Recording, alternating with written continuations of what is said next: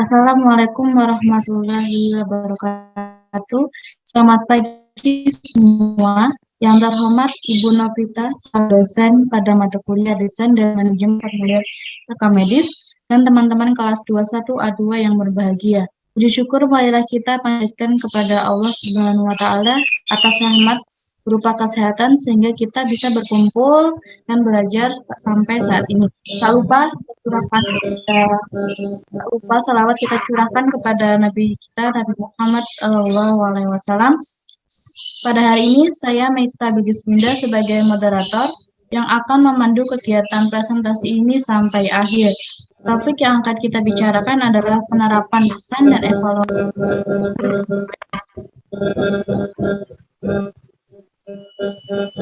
Dan saya memperkenalkan teman-teman saya terlebih dahulu, nama anggotanya. Yang pertama ada Dika Rizky Pambudi, yang kedua saya sendiri Maista Bigisminda, dan yang terakhir ada Triwulandari. Materi pertama akan disampaikan oleh Mas Dika. Baik, terima kasih kesempatannya kepada Mbak Tata. Di sini saya akan langsung masuk ke dalam materi mengenai pengertian desain. Apa sih sebenarnya desain itu? Pada umumnya, desain merupakan sebuah rancangan, rencana, atau sebuah gagasan. Menurut Kamus Besar Bahasa Indonesia, menyebutkan bahwa satu, kerangka, bentuk, rancangan, motif, pola, dan corak. Sebagaimana dikemukakan oleh Sahari dan Sunaria 2001 halaman 10, bahwa desain adalah terjemahan fisik mengenai aspek sosial, ekonomi, tata hidup manusia, serta merupakan cerminan budaya zamannya. Desain adalah salah satu manifestasi kebudayaan yang berwujud. Desain adalah produk dari nilai-nilai yang berlaku pada kurun waktu tertentu. Lalu selanjutnya ada pengertian formulir.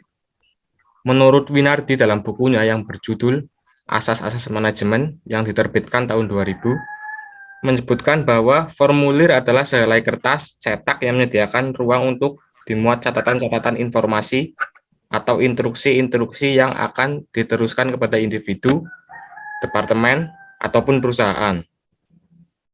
Selanjutnya, adapun pengertian dari formulir rekam medis. Formulir rekam medis adalah lembaran kertas yang sudah terformat, tercetak yang digunakan sebagai instrumen atau alat untuk merekam semua tentang identitas pasien, hasil pemeriksaan, tindakan, dan pelayanan yang diberikan kepada pasien selama dirawat di rumah sakit, baik rawat jalan, IGD, dan rawat inap. Lalu, dalam pembuatan formulir tersebut, pastinya ada manfaat dari formulir. Yang pertama, menetapkan tanggung jawab timbulnya kegiatan. Yang kedua, merekam data transaksi. Yang ketiga, mengurangi terjadinya kesalahan. Yang keempat, sebagai alat komunikasi. Dan yang terakhir adalah sebagai alat yang penting untuk organisasi. Selanjutnya, aturan dasar dalam perancangan formulir. Ada beberapa. Yang pertama adalah membuat rancangan dengan memikirkan penggunanya. Yang kedua, mempelajari tujuan dan pemakaian formulir. Yang ketiga, merancang formulir sederhana mungkin, menghilangkan informasi yang tidak diperlukan. Yang keempat, menggunakan terminologi standar untuk semua elemen data, menggunakan definisi-definisi, memberikan label semua informasi. Yang kelima, mengatur urutan-urutan butir secara logis. Dan yang terakhir adalah untuk memasukkan pedoman untuk menjamin agar pengumpulan intersepsi data konsisten. Selanjutnya, materi akan disampaikan oleh Mbak Bulan. Untuk Mbak Bulan, saya persilahkan. Terima kasih. Saya akan melanjutkan presentasi dengan Mas. Pendekatan dalam desain formulir rekam medis. Source oriented medical record, yaitu pendokumentasian pelayanan medis berdasar pada sumber data penelitian atau departemen yang merawat pasien. Kelebihan SORR ini yaitu akses data pasien pada pelayanan cepat diperoleh, dan kekurangannya adalah Penentuan seluruh masalah pasien dan tindakan berikutnya tidak dapat disediakan dengan cepat pada waktu tertentu karena data terbagi di beberapa unit layan. Yang kedua, PLMR atau Problem Oriented Medical Record, yaitu pengetahuan tentang metode pencatatan yang terpusat pada pemecahan masalah klien dengan pendekatan pada tahapan prinsip pelayanan medis dan keperawatan. Dan yang ketiga, ada IMR atau Integrated Medical Record, adalah menyatukan semua data ke dalam formulir rekam medis sehingga tersusun kronologi pasien. Contoh kasus yang terjadi di salah satu rumah sakit swasta dengan formulir rekam medis atau informed consent dinilai sudah tidak menjamin kekuatan hukumnya. Dari hasil analisa kuantitatif didapat bahwa selaras dengan aturan akreditasi pun formulir informed consent harus segera direvisi. Apa yang harus dilakukan oleh profesional MK untuk memenuhi kebutuhan tersebut? Silakan Anda mencoba untuk menerapkan cara merevisi ulang dan perancangan ulang dan mengevaluasinya agar sesuai dengan ketentuan akreditasi dan ketentuan dokumentasi yang baik.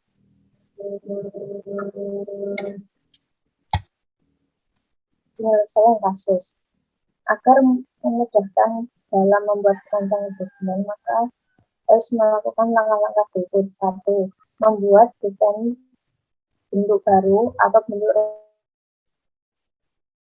revisi. Setelah pengembangan formulir yang diusulkan telah disepakati, maka formulir harus memenuhi kriteria. Yang kedua, formulir percobaan. Sebelum menerapkan formulir baru, penting untuk menghilangkan masalah atau kesalahan kecil dengan menguji formulir. Uji formulir dengan durasi percobaan yang dibutuhkan sangat bervariasi, tergantung seberapa sering formulir akan digunakan dan seberapa banyak staf yang memerlukan pemaparan terhadap formulir. Umpan balik harus diterima sepanjang proses diskusi sehingga perbaikan dapat dilakukan sesuai formulir pengajuan jika diperlukan. Alat evaluasi standar telah dirancang yang sesuai dengan evaluasi sebagian besar formulir selama masa percobaan. Mintalah bantuan dari komunitas formulir mengenai metode evaluasi yang paling efektif untuk formulir baru. Yang ketiga, panduan implementasi mahasiswa program pemercepatan peningkatan tenaga kesehatan agar formulir rekam medis baru dapat dimanfaatkan dengan benar.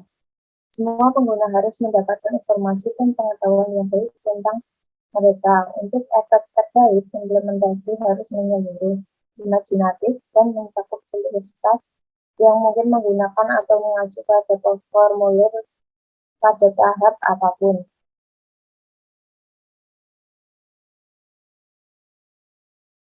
Lanjut, Mas Dika.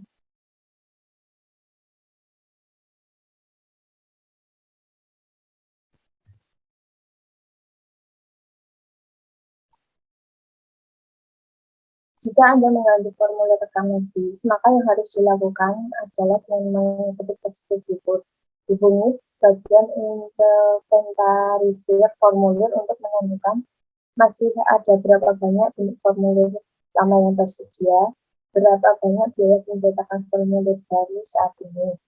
Yang kedua, jika formulir baru dirancang, mintalah bagian inventaris untuk menghentikan pencetakan formulir yang ada. Yang ketiga, formulir bentuk lama perlu digunakan sebelum formulir baru diimplementasikan dan dibayar oleh departemen terkait. Selanjutnya akan dilanjutkan oleh Mbak Meiska.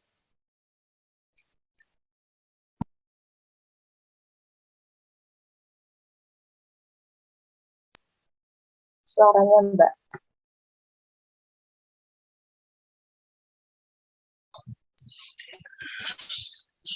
Saya akan melanjutkan presentasi dari Kaulan dengan judul aspek desain formulir. Di sini ada 3 aspek. Yang pertama aspek fisik, aspek anatomi, dan aspek isi. Aspek fisik itu terdiri dari bahan, peran, warna, dan kemasan. aspek anatomi itu ada heating, terus introduction, body dan pulse, dan aspek isi ada kelengkapan data, terminologi, singkatan, dan simbol. Next. Kekurangan penggunaan formulir dan kelebihan penggunaan formulir.